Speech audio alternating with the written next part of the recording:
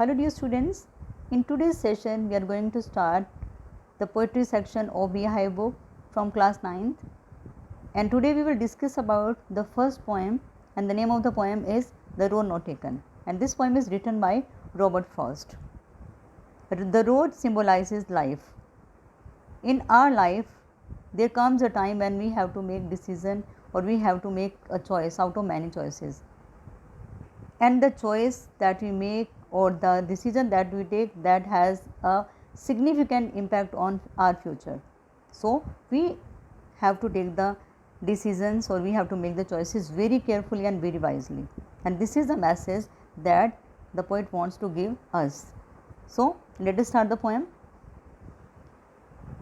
Two roads diverged in a yellow wood. The poet is standing at a junction with the two roads forked in two. Yellow would क्या होते हैं यहाँ पे कि yellow would जहाँ पे जो लीव्स हैं और ट्रीज़ के ऊपर वो येलो हो चुकी हैं, and it is the autumn season and the leaves on the tree they turn yellow, so the poet call it yellow would. तो वहाँ पे जो टू रोड्स होती हैं वो अलग अलग दिशाओं में जा रही हैं, एक साइड में जा रही है, दूसरी रोड दूसरी साइड में जा रही है. And sorry I could not travel both. और वो कहते कि मुझे बहुत दुख होता है कि मैं दोनों को ट्रैवल नहीं कर सकता. एंड बी वन ट्रैवलर, क्योंकि मैं तो एक ट्रैवलर हूँ, मैं तो एक ही इंसान हूँ और मैं एक समय में दो जगह पे कैसे हो सकता हूँ. एक टाइम में तो मैं एक ही रोड को क्रॉस कर सकता हूँ, एक ही रोड पे जा सकता हूँ. लॉन्ग आई स्टूड, फिर मैं वो वहाँ पे क्या पोएट कहते हैं कि मैं वहाँ पे खड़ा रहता हूँ और जो रोड को ऑब्जर्व करता हूँ. And look down one as far as I could, फिर मैं एक रोड की तरफ देखता हूँ जहाँ तक मैं देख सकता हूँ, जहाँ तक मेरी नज़र जाती है मैं वहाँ तक उस रोड को देखता हूँ. To where it bent in a undergrowth, और फिर वहाँ पे जाके आगे जाके वो जो रोड है वो अंडर ग्रोथ में, वहाँ पे बहुत सारे पेड़ हैं और वो वहाँ पे मुड़ जाती है और उसके बाद में मुझे कुछ भी दिखाई नहीं देता. और similarly it happen in our life. हमें जो आज डिसीज़न लेना होता है, हम कोई भी डिसीज़न लेने से पहले हम उसको बहुत बार सोचते हैं, उसके एडवांटेजेस एंड डिसएडवांटेजेस के बारे में सोचते हैं, और हम ये देखते हैं कि हमारी लाइफ में कितने चैलेंजेस आएंगे, और ये सब ऑब्ज़र्व करके, ये सब देख के ही हम रास्ता चुनते हैं. और हमें फ्यूचर जल्दी से नज़र नहीं आता है, तो हमें इसलिए बहुत केयरफुल होना पड़ता है. In second stanza then took the other as just as fair, तो कहते फिर मैं दूसरी रोड को चुन लेता हूँ, वो भी बिल्कुल सेम लगती है मुझे, बिल्कुल ठीक लगती है. And having perhaps the better claim, and having perhaps, और मुझे लगता है शायद ये मेरे लिए बहुत अच्छी चॉइस है, जो मैंने जिस रास्ते को चुना है वो मेरे लिए बहुत अच्छा है. Because it was grassy and wanted wear, क्योंकि ये जो रोड है वो ग्रासी है, क्योंकि जिस रोड के ऊपर ज़्यादा लोग चलते हैं तो वो ग्रास वहाँ की कुचल जाती है, लेकिन जो उस रोड की जो ग्रास है वो बिल्कुल फ्रेश है. And wanted wear means it is travel by less number of people, कि वहाँ पे उसको ज़्यादा लोगों ने यूज़ नहीं किया है. Though as for that the passing there, और जैसे ही वो थोड़ा आगे जाते हैं, उस रोड को पास करके थोड़ा आगे जाते हैं, had worn them really about the same, और उनको जाके लगता है आगे कि नहीं यहाँ पे तो मतलब अगर मैं दोनों रोड्स को कंपेयर करता हूँ तो दोनों रोड्स ही बहुत कम लोगों ने उसको ट्रैवल किया है, दोनों रोड्स हैं बिल्कुल सेम है. And both that morning equally ले, और उस मॉर्निंग में उनको ऐसा लगता है कि दोनों रोड्स हैं वो बिल्कुल सेम है. In leaves no steps had trodden black, और जो वहाँ पे लीव्स हैं वहाँ पे किसी के भी पैरों के निशान नहीं हैं, क्योंकि अगर किसी लीव्स के ऊपर कोई चलता है तो वहाँ पे जो लीव्स टूट जाती हैं, तो वहाँ पे ऐसा मेरे को कोई भी निशान नहीं नज़र आया, कोई मेरे को वहाँ पे कोई भी स्टेप नहीं नज़र आया कि वहाँ पे कोई मतलब कोई बहुत ज़्यादा लोग हैं वहाँ से. Oh I kept the first for another day, कहते फिर इस बात के ऊपर उनको काफ़ी अफसोस होता है कि मैंने जो फर्स्ट रोड है वो मैंने किसी दूसरे दिन के लिए उसको रख लिया, कि मैं तो मैं इस रोड पे जाऊँगा लेकिन मैं दूसरी मतलब कि दूसरी रोड पे मैं किसी और दिन चला जाऊँगा. Yet knowing how way Leeds on two way, और मेरे को इस बात का भी पता है कि जो one way leads to another, क्योंकि एक रास्ते से आगे जाके दूसरा रास्ता निकलता है, और इस तरह से आगे आगे आगे मैं तो आगे बढ़ता चलूँगा. And I doubted if I should ever come back, और मेरे को शक है कि मैं वापस आऊँगा भी कि नहीं आऊँगा, क्योंकि अगर हम जिस रास्ते पे चल पड़ते हैं तो वही रास्ता हमें आगे से आगे ले जाता है, एक रास्ता दूसरे रास्ते में निकलता है जाके।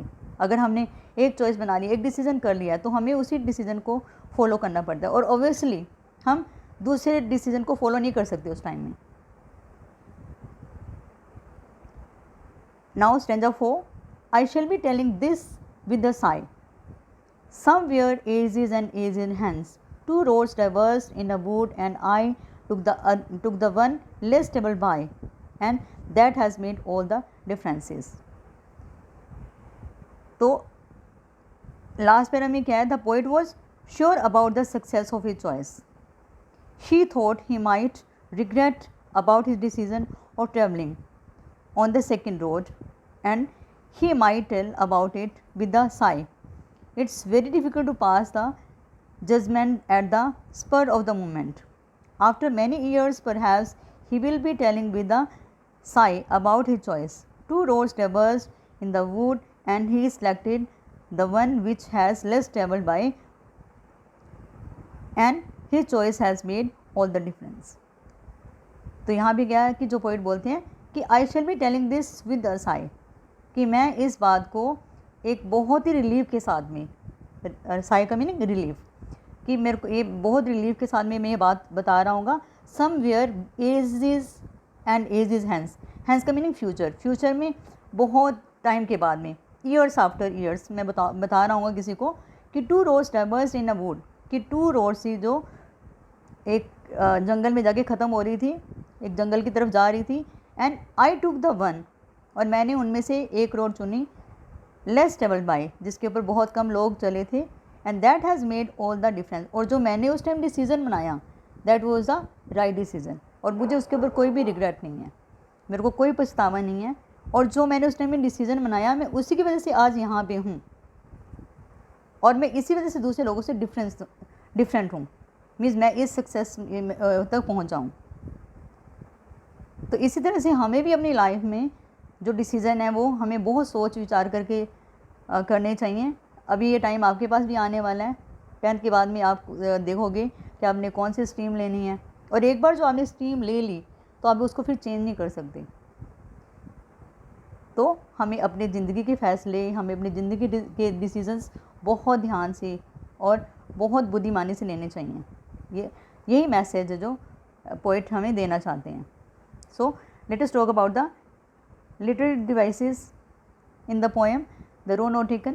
सबसे पहले इसकी राइमिंग स्कीम देखते हैं. अब देखो यहाँ पे राइमिंग स्कीम, यहाँ पे क्या है, A B A B.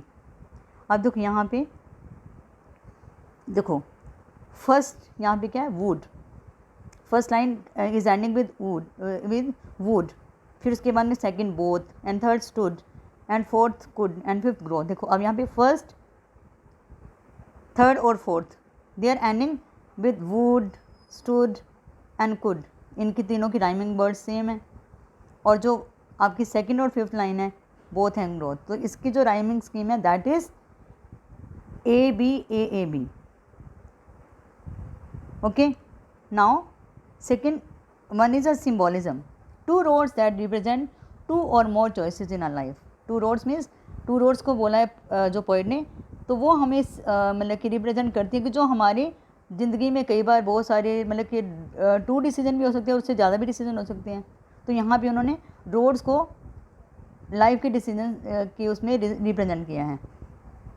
And anaphora and repeated at the beginning of line 2, 3, 4. अब फर्स्ट पैराग्राफ पे चलते हैं.